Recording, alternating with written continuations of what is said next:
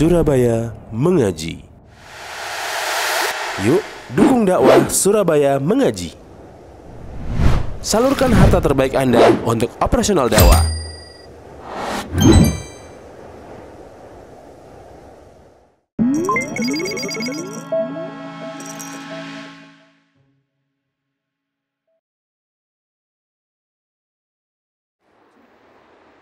Assalamualaikum warahmatullahi wabarakatuh. Innal hamdalillah nahmaduhu wa nasta'inuhu wa nastaghfiruh wa na'udzu billahi min shururi anfusina wa min sayyiati a'malina.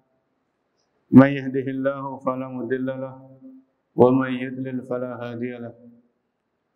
Asyhadu an la ilaha illallah wahdahu la syarika lahu wa asyhadu anna Muhammadan abduhu wa rasuluh. Ya ayyuhalladzina amanu taqullaha haqqa tuqatih wa la tamutunna illa wa antum muslimun.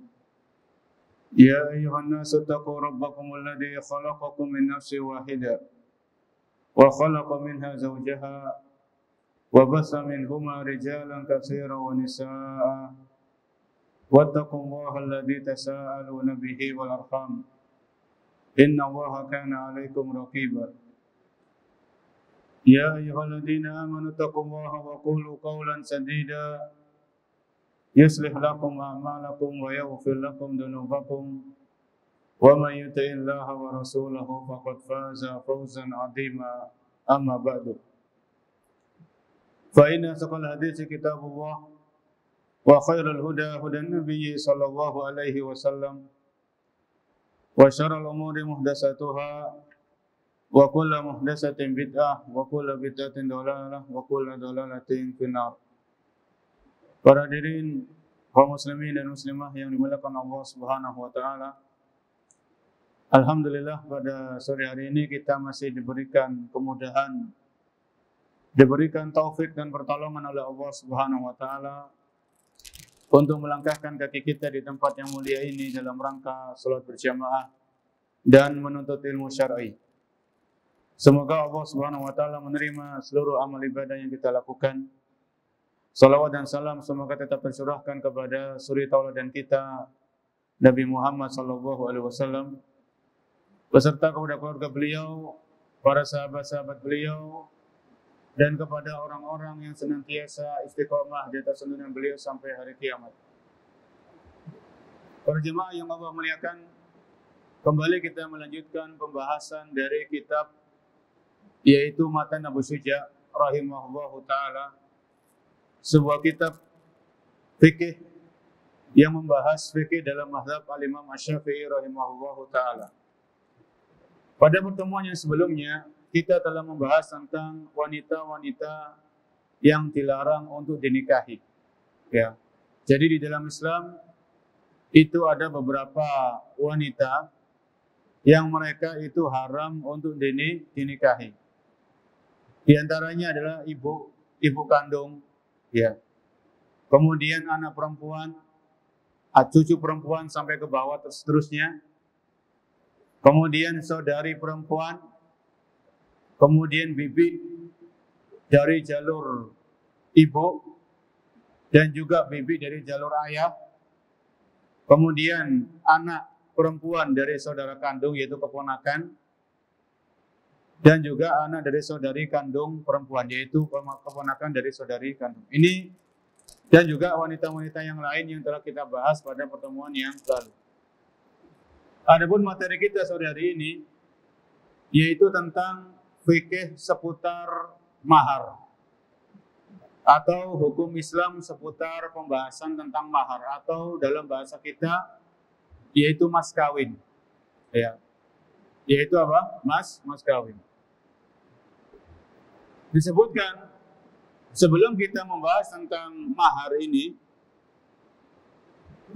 dari segi bahasa as-sodaq, yaitu bahasa Arabnya mahar atau mas kawin adalah as-sodaq.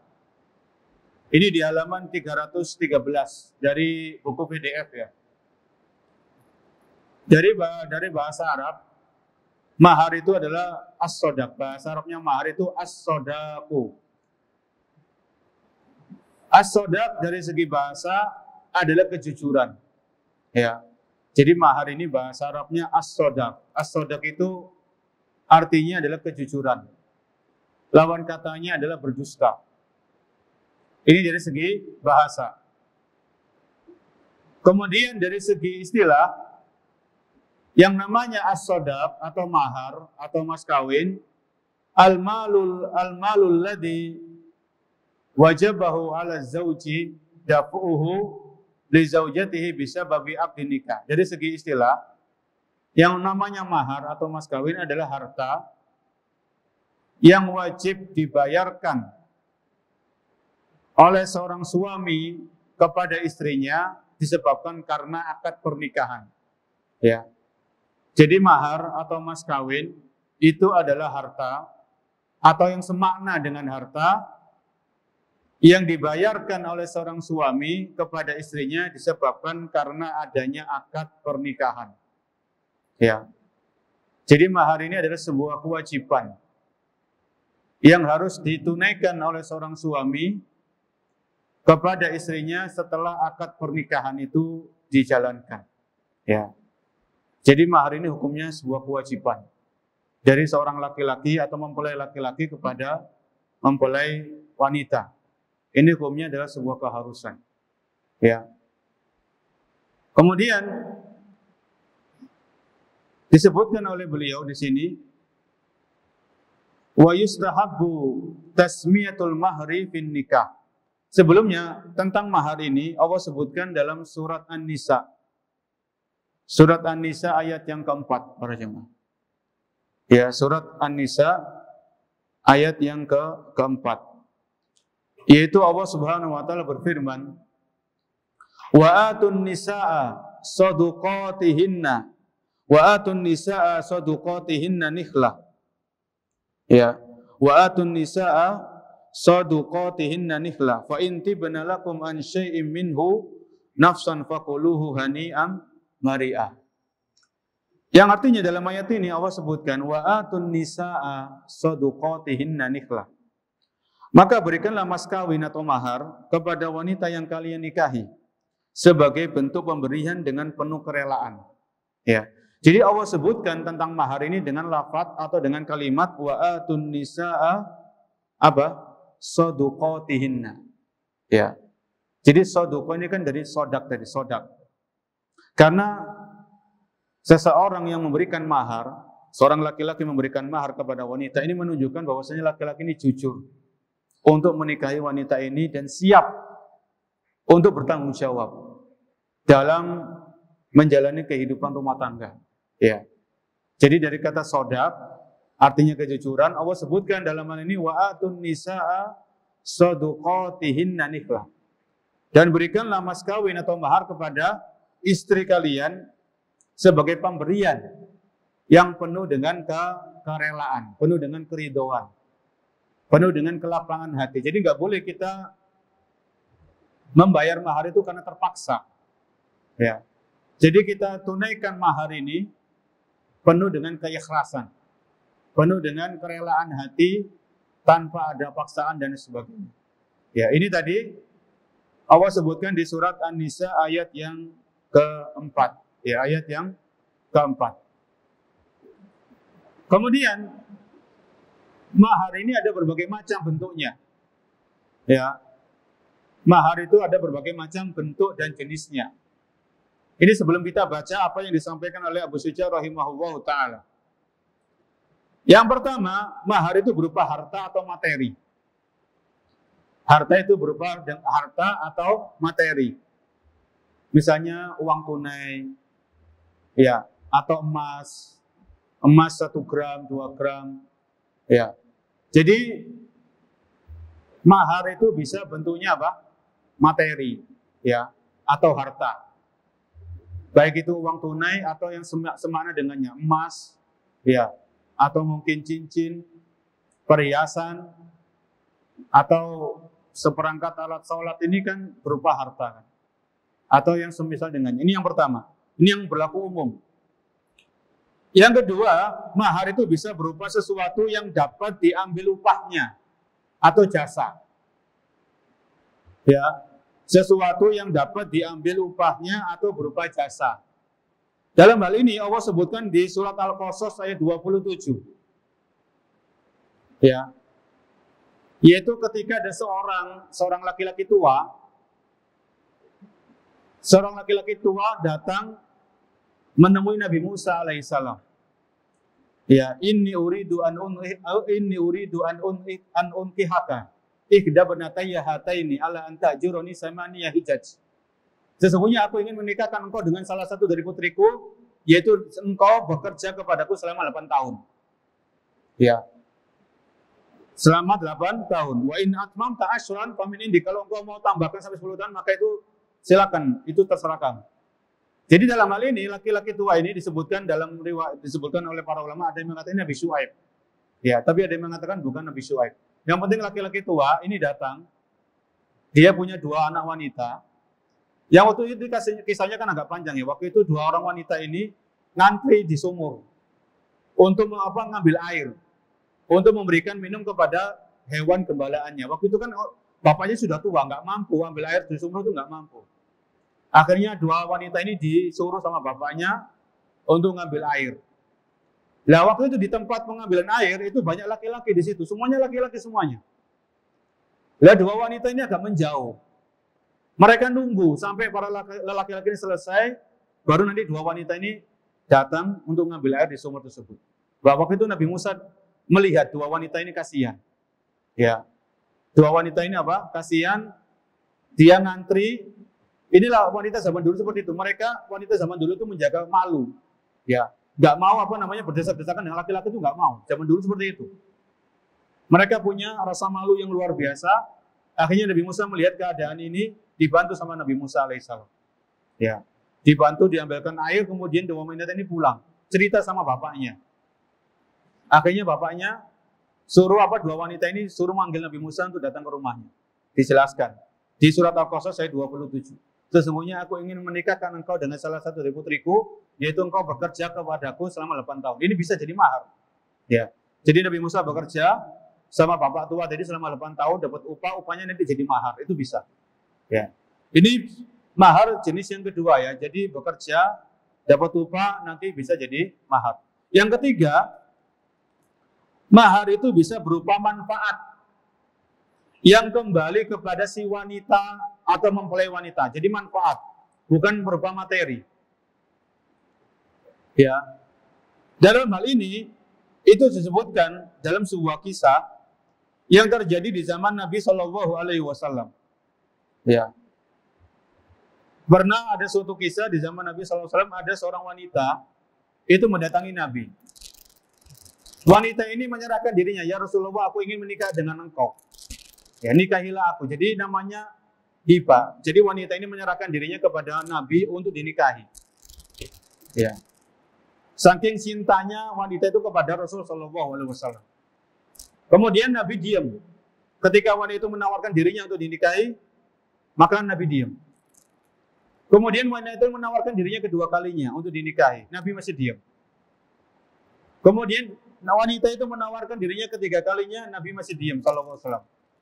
Akhirnya ada salah seorang sahabat yang hadir bertanya ngomong kepada Nabi, ya Rasulullah, kalau Anda tidak berkenan kepada wanita itu, maka saya mau menikahi wanita tersebut. Kata sahabat ini kepada Nabi Shallallahu Alaihi Wasallam. Kemudian Nabi bertanya kepada kepada laki-laki tadi, apakah engkau punya sesuatu yang bisa dijadikan mahar? Ya. Hal indaka min syai'in tusdikuha, apakah engkau punya mahar, punya sesuatu yang bisa dijadikan mahar untuk wanita tersebut? Apa jawaban laki-laki tadi? Ma indi illa izari. Saya nggak punya apa-apa kecuali pakaian yang menempel di tubuhku. Bayangkan. Jadi ada di zaman Nabi SAW seorang sahabat yang ini dia berkata jujur di hadapan Nabi SAW. Jadi sahabat ini pengen nikah dengan wanita yang menawarkan dirinya kepada siapa tadi? Kepada Nabi SAW. Kemudian ketika Nabi nggak berkenan kepada wanita tadi, maka sahabat ini bertanya, ya Rasulullah, kalau Anda tidak mau, maka saya mau menikahi wanita tadi. Akhirnya Nabi bertanya, apakah engkau punya sesuatu yang bisa dijadikan mahar? Kemudian laki-laki menjawab, laki-laki sahabat tadi menjawab, aku tidak punya apa-apa kecuali apa tadi? Pakaian yang menempel di tubuhku. Ya terus gimana? Kalau bahasa kita kan katanya mau nikah tapi nggak punya apa-apa untuk mahar. Apa kemudian kata Nabi? Faqala in ataitaha iyyahu jalastala izarul laka. Kalau engkau jadikan pakaian ini sebagai mahar, kamu nggak punya apa-apa. Telanjang kan gitu. Kamu nggak punya apa-apa. Kemudian apa kata Nabi? Fal tamis syai'an. Coba kamu cari sesuatu yang mungkin bisa dijadikan mahar. Cari sampai dapat. Ya. Kemudian Nabi tamis walau khataman min hadin. Coba kamu cari-cari di rumahmu. Mungkin ada cincin walaupun dari besi. Tamis walau khataman min hadin. Cari sampai dapat. Walaupun itu apa? Berupa cincin dari apa? Dari besi. Ya. Kemudian sahabat itu cari, dia bongkar-bongkar mungkin tempatnya nggak ada apa-apa. Ya. Tidak ada apa? Walam yajid. Kemudian nggak ada apa-apa. Terus gimana kayak gini? Jadi laki-laki ini dari sahabat ini dia pengen nikah, tapi nggak punya sesuatu untuk jadikan apa? Mahar atau mas kawin. Kemudian Nabi bertanya, "Amaka minal Qur'ani syai'?" Apakah kamu punya hafalan Al-Quran? Bisa ngaji misalnya. Maka sahabat itu menjawab, "Qala na'am, iya. Aku punya hafalan Quran, surat ini, surat ini, surat ini." Kata sahabat tadi. Ya. Kemudian qala qad zawwajnakaha bima ma'aka minal Qur'an. Baik, saya nikahkan kamu dengan wanita itu dengan hafalan Al-Quran yang kamu miliki. Ya. Jadi Nabi SAW dalam hal ini bertindak sebagai wali bagi wanita tersebut karena Nabi adalah seorang pemimpin, bisa jadi wali. Ya. Jadi dalam kisah ini hadis riwayat Bukhari dan Muslim. Ini menunjukkan kepada kita bahwasannya salah satu bentuk dari mahar itu adalah berupa apa?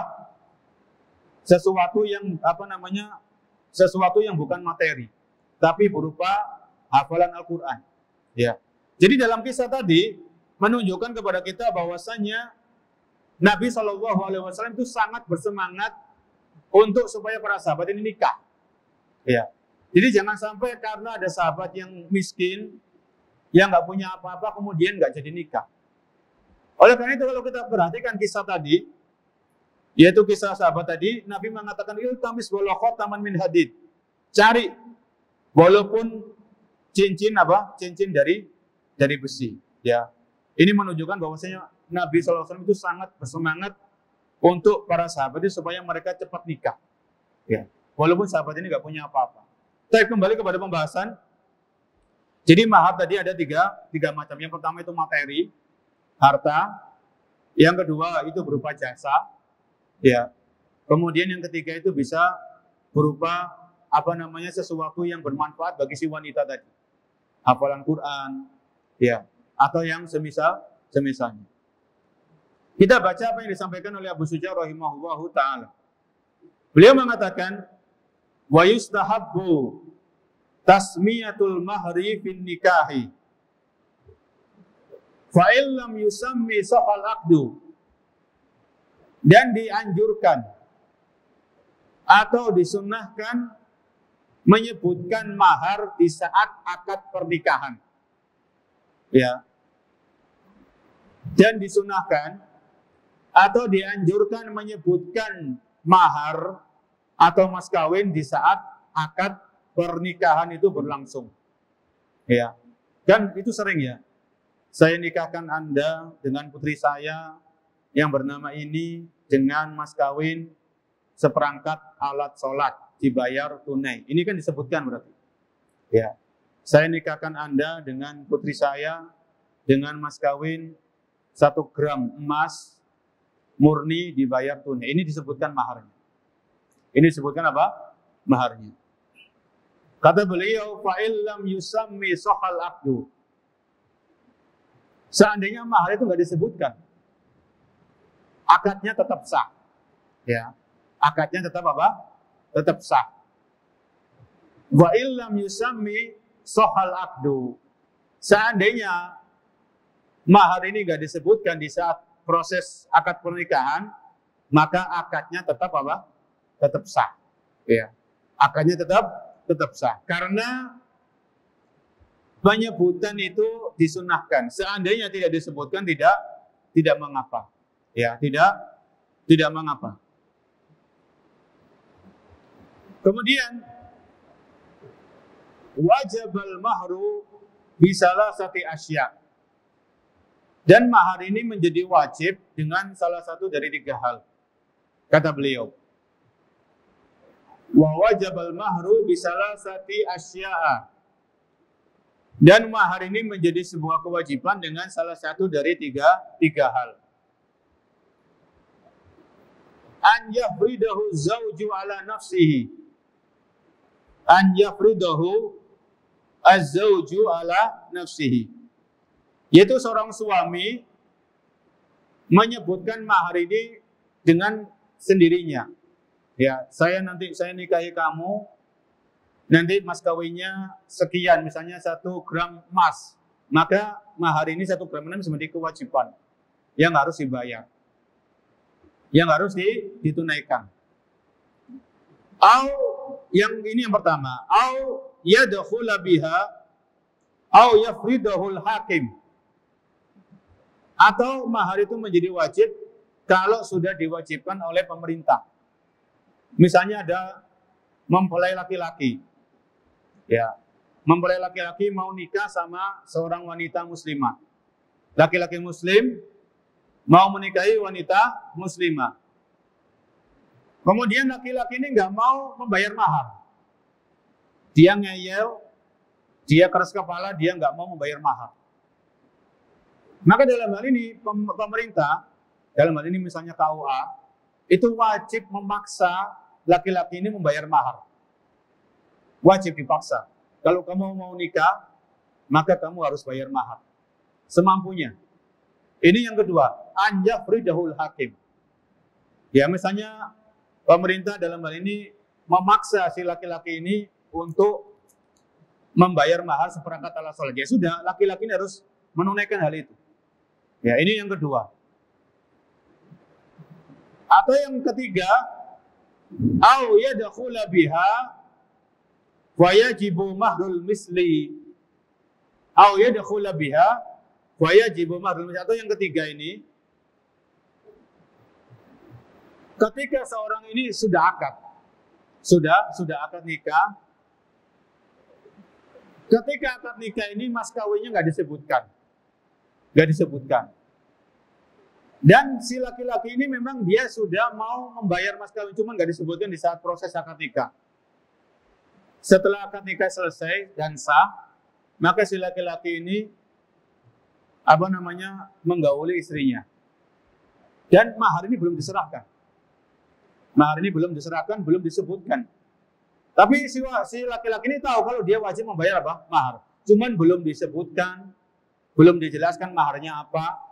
Kalau sudah akad dan sudah menggauli istrinya, maka wajib dalam hal ini mahrul misl.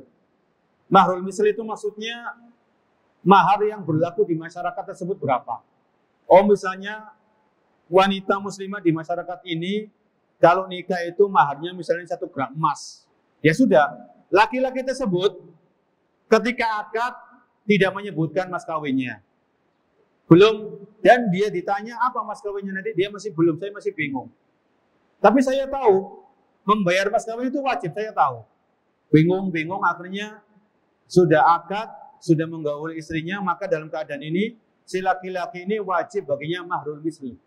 Yaitu mahar yang berlaku di masyarakat itu bagi wanita muslimah di masyarakat tersebut berapa? Secara umum ya, secara umum. Ini kata beliau, ya. Jadi ini keadaan mahar itu menjadi sebuah kewajiban.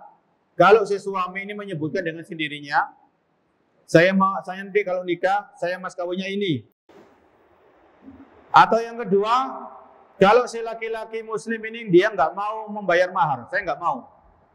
Saya mau nikah tapi nggak mau bayar mahar. Maka pemerintah dalam hal ini harus memaksa dia harus bayar mahar. Kalau nggak mau, nggak usah dinikahkan. Ya. Atau yang ketiga, keadaan yang ketiga yaitu laki-laki ini sudah akad, ketika ditanya mas kawinnya masih bingung, apa ya mas kawinnya yuk? Bingung. Padahal mas kawin itu kan gampang kan gitu ya, tapi bingung. Dalam keadaan ini kalau dia sudah akad nikah, dia sudah menggauli istrinya, maka wajib dia membayar mahar misal namanya. Kemudian para jamaah yang Allah muliakan, yang berikutnya kata beliau, walaisa liaqallis sadaqi wala liaksarihi haddun. Ya.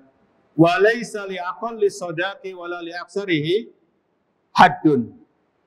Dan tidak ada batasan bagi, atau tidak ada batasan minimal atau tidak ada batasan maksimal dalam penentuan mas kawin. Ya. Tidak ada batasan minimal atau tidak ada batasan maksimal dalam penentuan mahar atau penentuan mas kawin. Seandainya ada seseorang menikah maharnya cuma 50.000, maka sah. Ya, 50.000.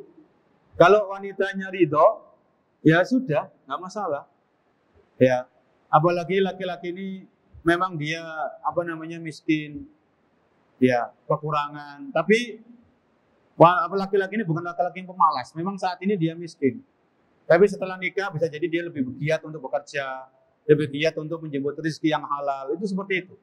Ya, maka dalam hal ini, dalam masalah mahar atau mas kawin tidak ada batasan minimal. Mau 25.000, mau 20.000, ya silakan. Tapi kalau punya duit ya jangan pelit kan gitu ya. Kalau punya duit ya jangan pelit. Ya. Atau tidak ada batasan maksimal. Kalau si laki-laki ini kaya atau kecukupan, maka bisa memberikan mahar yang banyak. Misalnya 5 gram emas atau 10 gram emas, ya. Emas murni ya. Yang logam mulia atau semisalnya itu silakan. Ya. Karena nanti mas kawin atau mahar ini menjadi harta bagi si istri. Ya. Jadi dalam Islam itu kan tidak ada harta gono gini ya, enggak ada. Jadi hartanya suami itu harus jelas, hartanya istri itu harus apa? Harus jelas. Karena kalau nggak jelas nanti yang bengong itu dalam masalah pembagian warisan. Ya.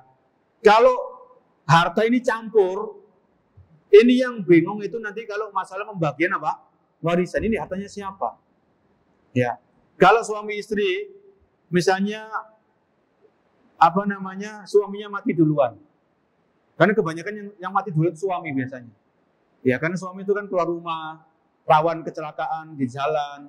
Itu walaupun ini bukan mengklaim ya, bisa jadi istri mati duluan. Katakanlah suami meninggal duluan. Ya, maka nanti ini hartanya suami ini berapa, itu yang dibagi. Jangan harta campuran. Jadi kembali kepada pembahasan, yang namanya mas kawin itu kalau sudah diserahkan, maka itu menjadi harta milik istri. Ya, nggak boleh diotak-atik. Suaminya itu nggak boleh ikut campur. Ya sudah, mau diapakan sama istrinya silakan. Ya, kalau misalnya butuh sesuatu, mas kawin itu dijual, misalnya cincin atau emas itu dijual, ya silakan. Itu kembali kepada si istri. Dalam hal ini, Allah sebutkan dalam An-Nisa ayat 20. Surat An-Nisa ayat ke-20. Allah Subhanahu wa taala berfirman, ya, "Famastamta'tum bihi minhunna fa'atuhunna ujurahunna fariidah." Apa-apa yang kalian nikmati dari wanita, fa'atuhunna ujurahunna fariidah, maka berikan kepada mereka. Ini An-Nisa 24. An-Nisa 20 itu Allah berfirman, wa in aradtum istibdala zaujin makana zaujin wa ataitum ihdahunna qintara fala ta'khudhu minhu syai'a. An-Nisa 20, wa ataitum ihdahunna qintara. Dan kalian berikan kepada istri kalian kintor. Kintor itu apa? Harta yang banyak. Ini An-Nisa ayat 20. Ya. An-Nisa ayat 20 ini Allah menunjukkan, Allah menjelaskan bahwasanya yang namanya mas kawin atau mahar itu tidak ada batasan maksimal. Kalau memang orangnya kaya, kecukupan, maka silakan memberikan mahar yang banyak dalam jumlah besar. Ya. Namun dalam hal ini Islam itu memberikan anjuran, memberikan tuntunan. Hendaknya mahar itu sebisa mungkin itu tidak menjadikan beban bagi suami. Ya. Jadi semakin mahar itu tidak membebani suami dalam artian nominalnya itu tidak terlalu besar, maka inilah mahar yang diberkahi oleh Allah Subhanahu wa taala. Ya. Oleh karenanya para wali dari si wanita ini, entah bapaknya si wanita ini atau mbahnya atau saudara laki-lakinya atau pamannya, maka hendaknya jangan mempersulit dalam masalah apa? Mahar. Jangan menjadikan ruwet dalam masalah mas kawin ini. Supaya apa? Supaya laki-laki ini bisa segera nikah sama si wanita ini. Kan pernah kita bahas. Ada sebuah hadis yang di situ kurang lebih Nabi SAW bersabda, "Idza ja'akum man tardawna dinahu wa khuluquhu fazawwijuhu." Kalau sudah datang kepada kalian seorang laki-laki yang kalian ridhoi agamanya, yang kalian ridhoi akhlaknya, maka nikahkan. Fa illam takun, kalau tidak kalian nikahkan, maka akan terjadi kerusakan. Ya. Jadi kalau ada laki-laki muslim, dia baik agamanya, sholatnya bagus, akhlaknya bagus, maka sudah nikahkan. Walaupun laki-laki ini saat ini dia apa? Dia mungkin miskin atau kekurangan. Sudah nikahkan saja. Insya Allah setelah nikah, Allah berjanji Allah akan bukakan pintu-pintu rezekinya. Ya, Allah akan berikan kecukupan. Tetapi kalau tidak ada, karena maharnya apa? Laki-laki ini nggak punya. Ya sudah, maharnya apa adanya. Semampunya laki-laki tersebut. Ya. Jadi dalam hal ini, dalam masalah mahar, dalam masalah mas kawin, hendaknya para wali dari si wanita ini jangan mempersulit. Jangan menjadikan itu sesuatu yang ruwet atau yang susah. Ya. Supaya laki-laki ini bisa segera kita nikahkan dengan perwalian kita. Semakin cepat menikah, ya itu semakin menjaga diri dari fitnah. Ya. Semakin cepat para remaja, anak-anak muda ini dinikahkan, maka hal ini semakin bisa menjaga mereka dari segala macam fitnah. Ya. Fitnah pandangan, fitnah wanita, dan lain sebagainya. Kemudian, dalam memudahkan masalah mahar ini ada 3 manfaat. Saya baca dari referensi yang lain. Untuk dalam masalah mahar atau mas kawin, kalau itu dimudahkan, tidak dipersulit, itu ada manfaatnya, ada 3. Yang pertama, mengikuti sunnah Rasul SAW, mengikuti petunjuknya Nabi SAW. Ya. Jadi di zaman Nabi SAW itu tidak pernah Nabi itu mempersulit masalah mahar. Tidak ada riwayat sejauh yang kami tahu, belum ada riwayat yang di situ Nabi itu mempersulit dalam masalah mahar, itu nggak ada, atau belum ada. Yang ada justru apa? Nabi memudahkan dalam masalah mahar, seperti kisah yang kita bacakan tadi. Coba kamu cari, walaupun cincin dari besi, coba cari dulu, cari. Kemudian sahabat itu sudah cari tapi nggak ada.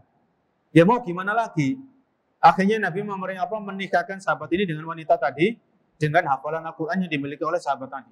Ya, ini menunjukkan bukti yang nyata bahwasanya di zaman Nabi itu sangat mudah dalam masalah mahar ini, bukan dipersulit. Sehingga apa? Di zaman Nabi, para wanita-wanita itu terjaga karena mereka nikah itu mudah. Ya, nikah itu apa? Mudah, sehingga zina itu jarang terjadi di zaman Nabi SAW. Pernah terjadi tapi jarang. Di zaman kita nikah dipersulit. Akhirnya banyak terjadi apa? Perzinahan. Banyak terjadi apa? Perzinahan. Naudzubillahi min dzalik. Kemudian manfaat yang kedua, kalau masalah mahar ini dipermudah, ya, maka ini akan memudahkan para anak-anak muda untuk segera menikah. Ya. Memudahkan para anak-anak muda untuk segera menikah. Karena biasanya anak muda itu kalau mau nikah itu kan mikir maharnya. Belum nanti mikir apa? Walimahnya. Belum nanti mikir, terus kadang pikir, anak ini nggak jadi nikah-nikah. Ini kan repot juga. Padahal dia sudah pengen nikah. Kalau nggak nikah bisa jadi dia terjerumus dalam hal yang diharamkan. Ya. Tapi karena itu tadi, maharnya sulit. Belum nanti walimahnya, harus ini. Wah, itu yang bikin anak muda ini berpikir 1000 kali untuk melanjutkan proses akad pernikahan. Ya. Kemudian manfaat yang ketiga, kalau masalah mahar ini dipermudah, itu akan menyebabkan cinta yang langgeng dan kasih sayang yang yang terus menerus antara suami dan istri. Ya, insyaallah taala. Kemudian beliau mengatakan kembali kepada mata Abu Suja ini, wa yajuzu an yatazawwajaha ala manfaatin ma'lumatin, dan boleh bagi seorang laki-laki menikahi seorang wanita dengan mahar berupa manfaatin ma'lumah. Berupa apa? Manfaat yang diketahui. Sebagaimana contohnya tadi, ngajarkan Al-Quran, ngajarkan ngaji. Misalnya ada seorang mempelai wanita ini nggak bisa ngaji, nggak bisa baca Quran, nggak bisa baca Al-Quran. Ya kan bisa jadi di zaman kita ada wanita yang sudah remaja tapi belum bisa baca Al-Quran. Mungkin aja terjadi. Karena orang tuanya nggak perhatian masalah agama. Akhirnya ada laki-laki yang mau menikahi wanita ini, maharnya nanti kalau saya nikah, saya ajari istri saya baca Al-Quran. Itu bisa jadi mahar. Ya, ini kata beliau, wa yajuzu an yatazawwajaha ala manfaatin ma'lumatin, ala manfaatin ma'lumah. Kemudian beliau mengatakan, wa yaskutu bit-talaqi qabla dukhuli biha nisful mahri. Ya, wa yaskutu bit-talaqi qabla dukhuli biha nisful mahri. Jadi misalnya begini, wa yaskutu bit-talaq, mahar atau mas kawin ini itu kan hukumnya wajib bagi laki-laki tadi atau bagi suami. Maka kewajiban ini gugur kalau si suami ini menceraikan istrinya sebelum istrinya ini digauli. Ya, bisa saja terjadi. Ya, suami istri menikah, kemudian ternyata si istrinya punya aib, punya cacat yang nggak diutarakan sebelum pernikahan, disembunyikan aibnya, cacatnya disembunyikan. Setelah nikah ketahuan. Akhirnya suami ini menceraikan si wanita tadi sebelum wanita ini digauli. Kalau hal ini terjadi, maka kewajiban bagi suami ini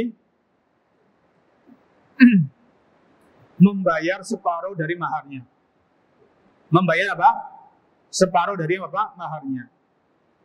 Kalau maharnya ini belum diserahkan ketika akad nikah. Misalnya ya, seorang suami menikahi mempelai wanita. Maharnya 1 gram emas. Ya, tapi tidak disebutkan. Atau tidak dibayarkan di saat akad nikah. Tapi sudah janji. Nanti kalau saya nikahi kamu, maharnya insya Allah 1 gram emas. Mungkin saya serahkan setelah akad nikah, nanti nggak perlu disebutkan ya, di saat akad nikah nggak perlu disebutkan.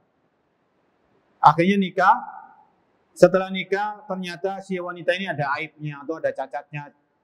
Akhirnya si laki-laki ini menceraikan. Maka dalam hal ini ketika diceraikan, sebelum digauli, maka si laki-laki ini hanya membayar separuhnya. Yaitu hanya membayar 0,5 gram dari mahar yang akan diberikan, yaitu berupa 1 gram emas. Bayar separuhnya saja. Ini kata beliau, wa yasqutu bit-talaqi qabla dukhuli biha nisful mahri. Nisful mahri. Ini kata beliau. Dalam hal ini Allah sebutkan di surat Al-Baqarah 237. Ya. Surat Al-Baqarah ayat 237.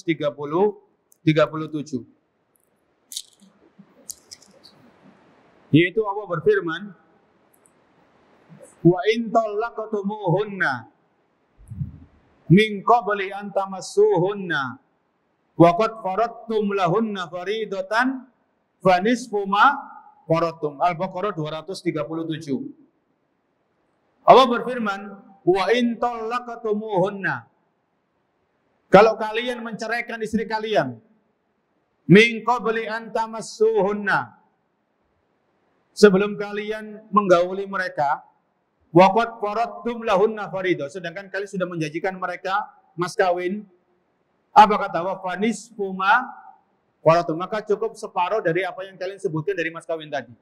Ya, ini dalilnya bahwasanya suami istri yang bercerai dan mahar itu belum diserahkan, ternyata cerai dan si istri ini belum digauli, maka si suami hanya wajib membayar berapa?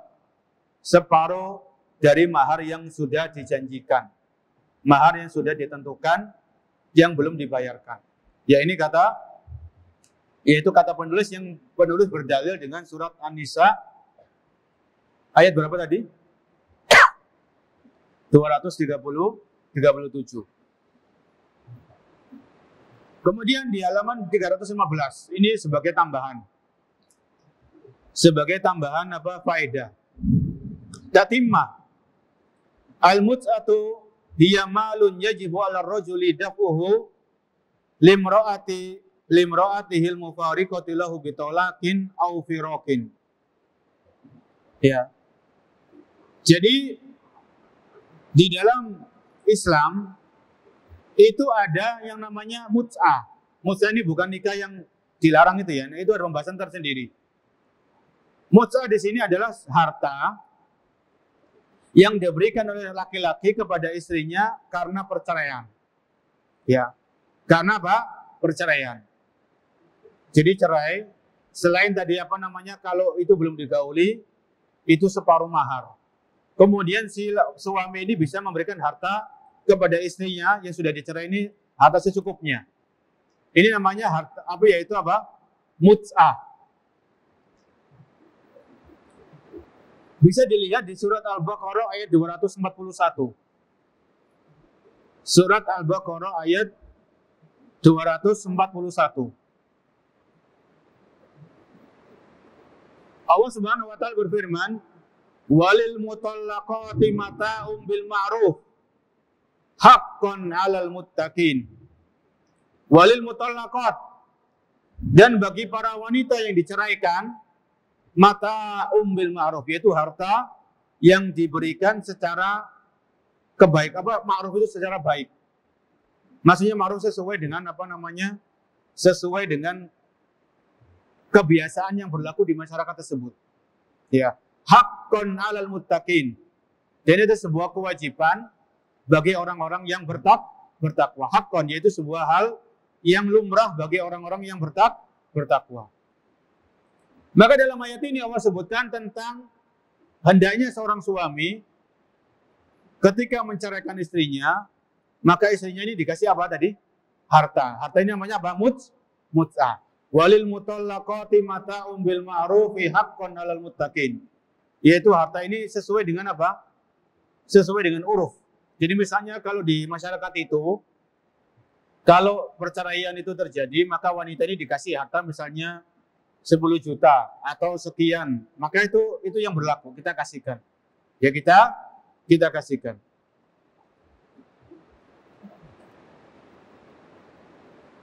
Kemudian, ini sebetulnya sudah, apa yang disampaikan oleh penulis ini sudah menyinggung masalah perceraiannya. Padahal masalah perceraian ini ada pembahasan tersendiri, yaitu masalah tolak.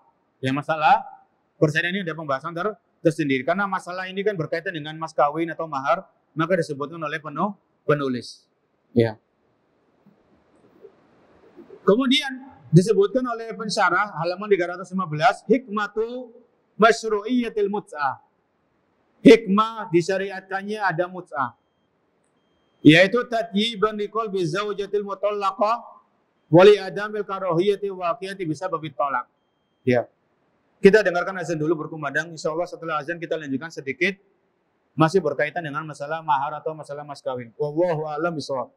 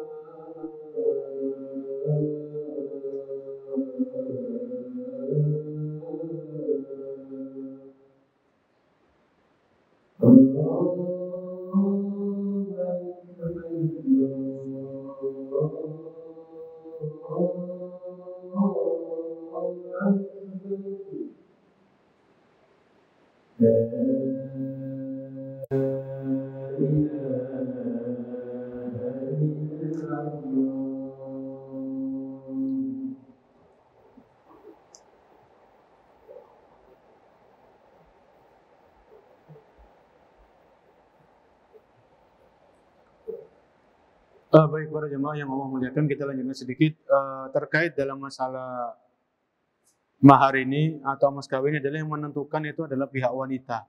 Ya. Jadi si mempelai wanita ini silakan dia yang menentukan mahar yang dia inginkan itu berapa. Bisa disampaikan kepada si calon suaminya. Ya, seandainya calon suaminya itu keberatan ya sudah nanti bisa dikomunikasikan. Ya, jadi ini tentang masalah mahar, bahwasanya mahar ini adalah kewajiban bagi seorang suami. Ya, dan seandainya mahar ini belum dibayarkan maka itu menjadi hutang. Hutang bagi seorang suami kepada istrinya harus tetap ada ya. Jadi mahar ini nggak boleh nggak ada. Mahar ini harus ada, entah bentuknya apa itu terserah.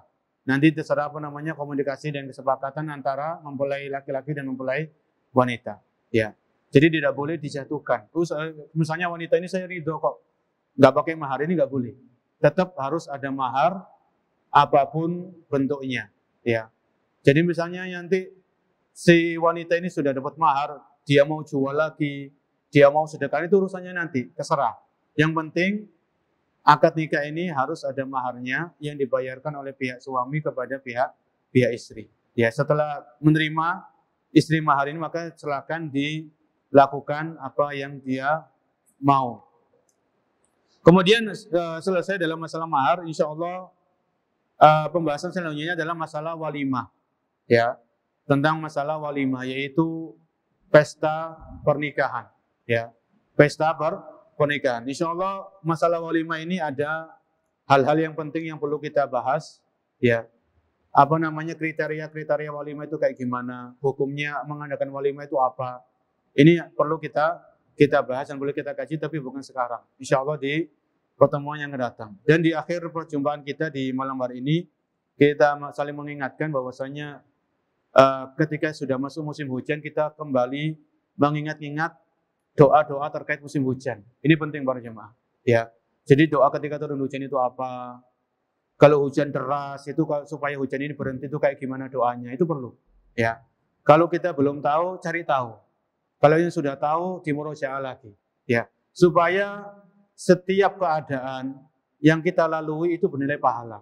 Oh, ternyata turun hujan itu ada doanya. Oh, ketika hujan berhenti itu ada doanya. Itu sudah diajarkan oleh Nabi SAW. Ya, sudah diajarkan oleh beliau 14 abad yang lalu. Kalau hujan deras supaya hujan ini reda, gitu doanya kayak gimana sih? Itu ada doanya. Ketika ada petir itu ada doanya. Ketika angin bertiup kencang itu ada doanya. Jadi Islam itu lengkap. Ya, jadi seperti musim hujan ini hujan deras, maka kita ingat-ingat kembali doa-doa yang terkait dengan musim hujan.